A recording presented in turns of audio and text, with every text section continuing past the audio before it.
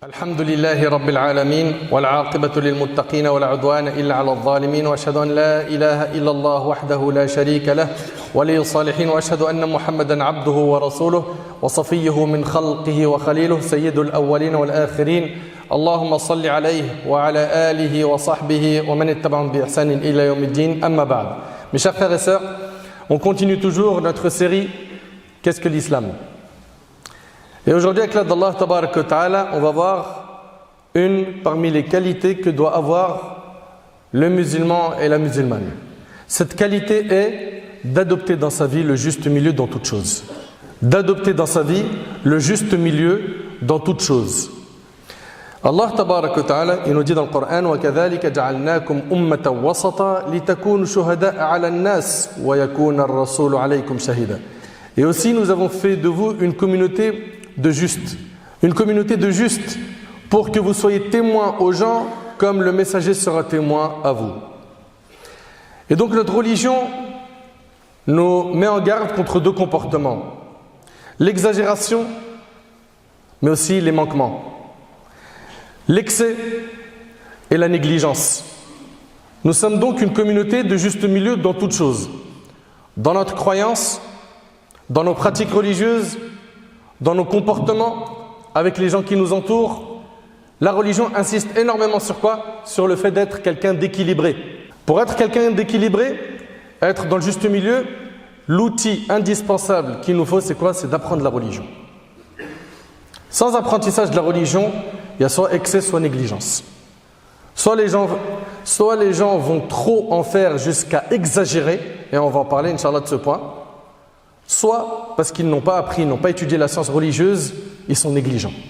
Ils ne pratiquent pas la religion, ou pas assez. Mes chers frères, mes chères sœurs, concernant la croyance, notre religion adopte une position de juste milieu. Nous ne nions pas l'existence du Créateur. Et la plus grande preuve de l'existence du Créateur est cet univers. Cet univers qui est, comme vous le savez, régi par des lois très précises. Toute personne qui médite sur la création qui nous entoure arrive à ce résultat: il y a un créateur pour cet univers, pour cette planète. Nous ne sommes pas venus à partir de rien.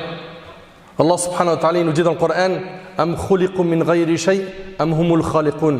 Ont-ils été créés à partir de rien ou sont-ils eux-mêmes les créateurs? On a été créé à partir de rien, du néant. Le néant, il crée rien. Le hasard c'est quelque chose qui n'est pas organisé. Or, tout ce qui est autour de nous est organisé. Le soleil, la lune, les saisons, tout. Les planètes qui voguent dans des orbites bien précises, tout est organisé. La nature n'a pas de raison. Comment quelque chose qui n'a pas de raison peut créer des doués de raison comme nous? Nous, en tant que musulmans, on a donc une croyance qui est quoi? Dans le juste milieu. Pour nous, on ne nie pas l'existence du Créateur, on le reconnaît, on l'adore. Et en même temps, on n'est pas dans l'autre extrême qui adore des créatures, voire des pierres. Certains vont adorer le soleil, d'autres vont adorer des humains, d'autres vont adorer des étoiles. Et il y en a qui vont adorer de la pierre, des statues. La religion de l'islam est dans le juste milieu. On adore Allah, le Créateur des cieux et de la terre, subhanahu wa ta'ala. Nous reconnaissons sa seigneurie, sa divinité, ses noms et ses attributs parfaits. De même que, en tant que musulmans, notre croyance envers les prophètes est dans le juste milieu. Ni on les rabaisse, on les humilie, on les dénigre, on parle d'eux en mal, ni on les place à un degré de Dieu, de divinité. Nous avons l'obligation dans notre religion de reconnaître tous les prophètes, de croire en tous les prophètes. D'ailleurs, un musulman qui ne croit pas en tous les prophètes n'est pas musulman. Il suffit qu'un musulman dise « moi je ne crois pas en Jésus », il n'est pas musulman. Il dit « je ne crois pas en Moïse », il n'est pas musulman. C'est une condition pour être musulman de quoi? De croire en tous les prophètes. Également, au niveau des livres, les livres saints, nous croyons en tous les livres. Et pareil, ça fait partie de notre foi. Nous sommes donc, on a dit, on le répète, dans le juste milieu dans notre croyance. Le prophète Mohammed alayhi salatu wassalam est le dernier des prophètes dans notre croyance. C'est le sceau des prophètes. Il n'y en aura plus après lui. Et tous les prophètes sont venus avec un message qui a été le même. Adorer Allah, ne lui associez pas. Au niveau de la croyance, les prophètes ont la même croyance. Au niveau des législations, elles ont été quelque peu différentes d'une communauté à une autre. Et ici, notre prophète alayhi salatu wassalam est le dernier des prophètes et nous avons le devoir de le suivre. C'est une obligation. Et d'ailleurs, lui-même, il dit alayhi salatu wassalam, si Moïse était vivant, il n'aurait pas d'autre choix que de me suivre. C'est rapporté par l'imam Ahmed.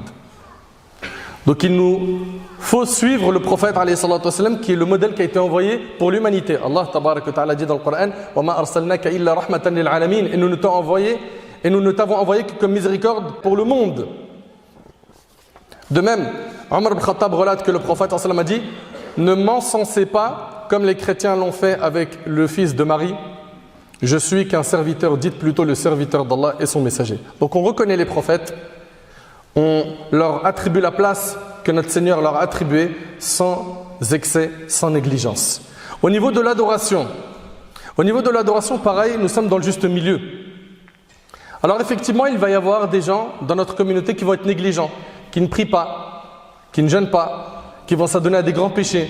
Mais de l'autre côté, on a des gens qui exagèrent, qui en font trop. Et l'exagération a été blâmée dans la religion. Et on va en parler bien comme il faut de l'exagération. Allah tabarak wa ta'ala dit, Ya ahl al-kitab, la taghlu fi dinikum wa la taqulu ala Allah illa al-haq. Aux gens du livre, n'exagérez pas dans votre religion et ne dites d'Allah que la vérité.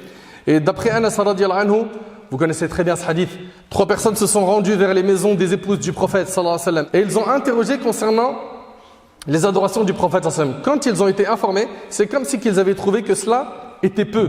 Et ils ont dit, où en sommes-nous comparé au prophète sallallahu alayhi wa sallam? Donc c'est des hommes qui sont venus voir les épouses du prophète sallallahu alayhi wa sallam pour se renseigner sur la manière dont adorait notre bien-aimé alayhi salatu wa sallam son Seigneur.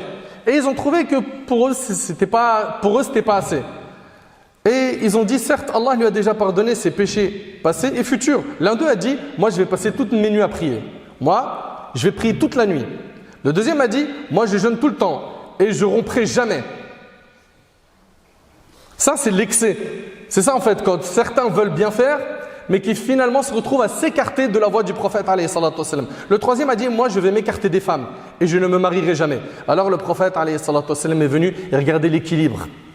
Il enseigne le juste milieu aux gens.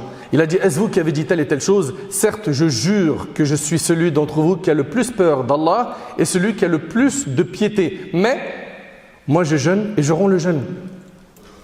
Je prie et je dors. Et je me marie avec les femmes. Celui qui s'écarte de ma tradition ne fait pas partie de moi. Et dans un hadith, le prophète sallallahu alayhi wa sallam a dit, la religion est aisance et facilité. Écoutez attentivement et il faut qu'on corrige impérativement cette mauvaise compréhension qu'on a. Certains pensent que la religion c'est quelque chose de difficile. Le prophète alayhi salatu wassalam lui-même, il nous dit la religion est aisance et facilité. Et le hadith il est rapporté par l'imam al-Bukhari. Regarde subhanallah, Allah subhanahu wa ta'ala il nous a tout facilité dans la religion. Les 5 prières, elles sont bien espacées. T'as pas à les faire les 5 le matin ou les 5 à midi. Elles sont bien espacées. Et puis, tu as quoi? Tu as un créneau pour faire chaque prière. Il y a un temps pour faire chaque prière. Supposons que Dhuhr c'est à 14h, le Asr il est à 17h, tu as 3 heures pour faire cette prière. Si tu le fais au début du temps, c'est méritoire, c'est très bien. Mais si tu le fais au milieu ou un peu avant la fin, c'est très très bien. Tu as fait la prière à l'heure. Regardez comment c'est facile. Et quand tu n'arrives pas à prier debout parce que tu es malade, tu as le droit de prier assis. Si tu n'arrives pas à prier assis parce que tu es très malade, tu es sur ton lit d'hôpital, tu n'arrives pas à t'asseoir, tu as le droit de prier allongé, en bougeant la tête. C'est ce qu'on appelle ima dans le fiqh. Et si tu n'arrives même pas à bouger la tête avec tes yeux, t'imagines le jeûne du mois du Ramadan, c'est un seul mois, c'est pas 6 mois dans l'année que tu as à jeûner, un seul mois. Et si tu n'as pas la santé, supposons que tu es malade, tu rattraperas 6 jours plus tard. Si tu es atteint d'une maladie incurable, tu ne jeûnes pas. Une maladie bien sûr qui t'empêche de jeûner. La zakat, l'aumône obligatoire, c'est une seule fois dans l'année pour celui qui a réuni les conditions de la zakat. Le pèlerinage, le hajj, c'est obligatoire une fois dans la vie. Pareil pour celui qui a les conditions financières et quoi? Et physiques. Et tout a été facilité dans notre religion. J'arrive pas à utiliser l'eau parce qu'elle est très froide et je suis malade. J'ai le droit d'avoir recours à quoi? Aux ablutions sèches avec une pierre ou avec de la terre. Donc on voit qu'il y a énormément de facilité dans notre religion. Mais malheureusement, la mauvaise compréhension de certains, et en particulier nos jeunes, fait qu'ils se sont rendus la vie difficile et ils l'ont rendue dure à leurs proches. Ils sont devenus étouffants. Ils donnent une mauvaise image de la religion.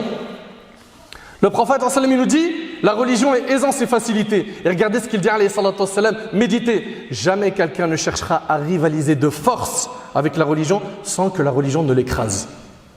Ça veut dire quoi la religion, elle l'écrase? Alors ici, attention, ne comprenez pas de ce texte du prophète qu'il ne faut pas chercher l'excellence dans l'adoration. Ce qui est voulu dans le hadith, dans le texte ici, c'est de mettre en garde contre l'exagération dans les actes de dévotion, c'est-à-dire que la personne se surcharge à un point où elle arrive à quoi? À se lasser des adorations et à tout abandonner d'un coup. C'est ça, le sens de la religion, elle l'écrase. Et il y en a, wallahi al-azim. Et sachez-le, vous allez l'entendre tout à l'heure, Ibn al-Qayyim, rahimallah, il le dit, l'imam al-Awza'i, il le dit, ils disent que le diable, il a deux manières d'attaquer le fils d'Adam. Soit il lui fait faire beaucoup, d'accord, beaucoup trop, jusqu'à ce qu'il craque, il s'en lasse, il n'arrive plus à tenir la cadence et il lâche tout. Soit il le met quoi? Loin du chemin des adorations. Donc c'est soit par le laxisme ou soit par l'exagération qui va essayer d'attaquer le fils d'Adam. Et nous, ce qui nous est demandé, c'est quoi? C'est le juste milieu. Regardez, le prophète sallallahu alayhi wa sallam dit dans le hadith, jamais quelqu'un ne cherchera à rivaliser de force avec la religion sans que la religion ne l'écrase. Suivez plutôt la voie sage du juste milieu. Voilà. C'est mes propos. C'est les propos du prophète sallallahu alayhi wa sallam. Suivez plutôt la voie sage du juste milieu. Rapprochez-vous en douceur de la perfection. Il n'a pas dit alayhi salatu wa sallam, soyez parfaits. Personne ne peut l'être. Il a dit rapprochez-vous de la perfection. Avec douceur. Allahu Akbar. Si seulement on suivait ces enseignements, wallahi, non seulement toi tu serais épanoui, tu serais bien dans ta vie de tous les jours, et autour de toi surtout, les gens ils apprécieraient la religion, tu leur donnerais envie de connaître l'islam. Mais cette dureté aujourd'hui qu'on a là, cette rigidité au nom de la sunna, alors que tu es loin de la sunna, tu es en train de faire fuir les gens. Tu es en train de faire fuir les gens. Comprenez que notre religion appelle au juste milieu et qu'elle est facile. Allah tabarak wa ta'ala dit Taha ma anzalna alayka al-Qur'ana litashqa. Taha, nous n'avons point fait descendre sur toi le Coran pour que tu sois malheureux. La religion a pour but de nous faire goûter au bonheur ici-bas et dans l'au-delà. Ne pense pas que pratiquer la religion, ça va t'éloigner du bonheur. Absolument pas. Si tu as compris ça, c'est que tu n'as pas compris la religion. C'est justement le problème. C'est qu'il y a un manque dans quoi? Dans la compréhension du dîn, on n'est pas dans le juste milieu. Allah subhanahu wa ta'ala dit yuridu Allahu bikumul yusr wa la yuridu bikumul usr. Allah veut pour vous la facilité, il ne veut pas pour vous la difficulté. Allah subhanahu wa ta'ala dit yuridu Allahu an yukhaffif ankum. Allah veut vous alléger les obligations. Allah subhanahu wa ta'ala dit la yukallifu Allahu nafsan illa wus'aha. Allah n'impose à aucune âme une charge supérieure à sa capacité. Allah subhanahu wa ta'ala il dit également la yukallifu Allahu nafsan illa ma ataha. Allah n'impose à personne que selon ce qu'il lui a donné. Et donc l'islam, on a dit que c'est une religion qui est facile. Et le prophète a mis en garde contre ces gens qui exagèrent dans la religion. Il a dit « Malheur aux rigoristes ». C'est ceux qui exagèrent, qui en font trop dans leurs propos ou dans leurs actions.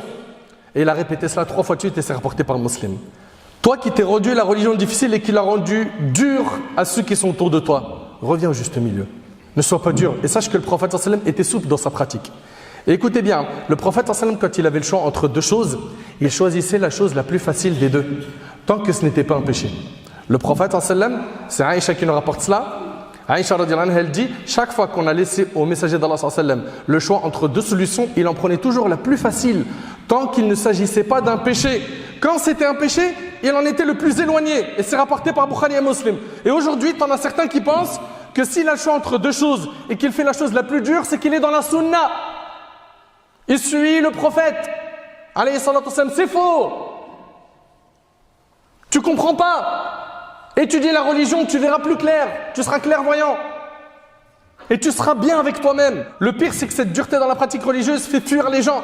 Mon frère, ma soeur, avec ce type de comportement, tu ne donnes pas envie d'aimer l'islam. Tu donnes envie de fuir l'islam. Et le prophète m'a dit, il y en a parmi vous qui font fuir. Est-ce que tu en fais partie? Si c'est le cas, apprends à te taire. Et je suis désolé de durcir le ton. Mais à un moment donné, il va falloir que certains se taisent. Arrêtez de parler d'islam si vous n'êtes pas qualifié. Arrêtez de parler de religion si vous n'avez pas les bagages pour parler de religion. Gardez le silence, c'est mieux. Autrement, vous faites fuir les gens de la religion. Et selon Ma'aqil ibn Yasar,